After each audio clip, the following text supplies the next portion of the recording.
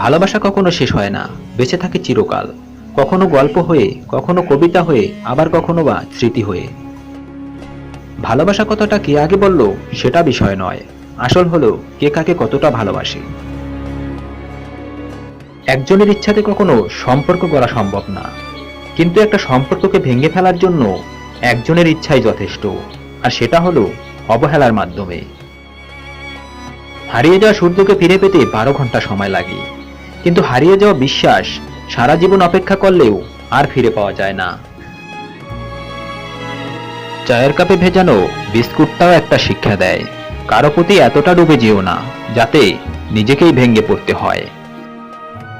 মানুষ যখন মিথ্যা স্বপ্ন আর আবেগের মাঝে থাকে তখন মনে হয় জীবনটা অনেক সহজ, আর যখন বাস্তবতার মুখোমুখি দাঁড়ায় তখন বোঝা যায় জীবন কতটা কঠিন। তুমি হাসলে সবাই তোমার সাথে হাসবে, কিন্তু তুমি কাঁদলে কেউ তোমার সাথে কাঁদবে না। মানুষকে কাঁদতে হয় একা একা। রিলেশনশিপ যতটাই ঘনিষ্ঠ হোক না কেন, তা চোখের আড়াল হলে মনের আড়াল হতে বেশি সময় লাগে না। কাছের মানুষ কষ্ট দিলে কষ্টের চেয়ে অবাক লাগে বেশি। বারবার এটাই মনে হয়, এই মানুষটা কি করে পারলো।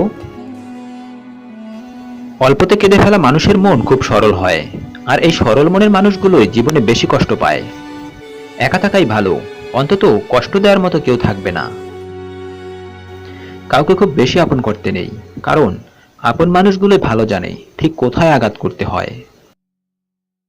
মন ভালো করার জন্য খুব বেশি কিছুর দরকার হয় না, শুধু প্রিয় মানুষগুলোর একটু হাসিই যথেষ্ট।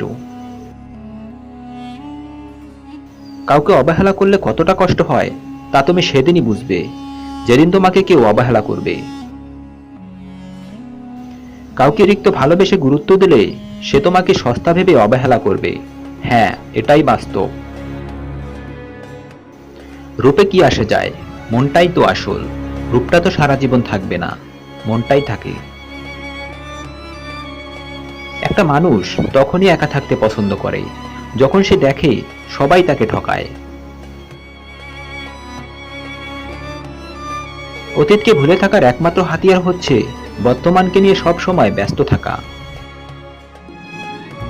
জীবনে যা চাইলেও পাওয়া যায় না তার প্রতি আমাদের আকর্ষণ একটু বেশিই থাকে।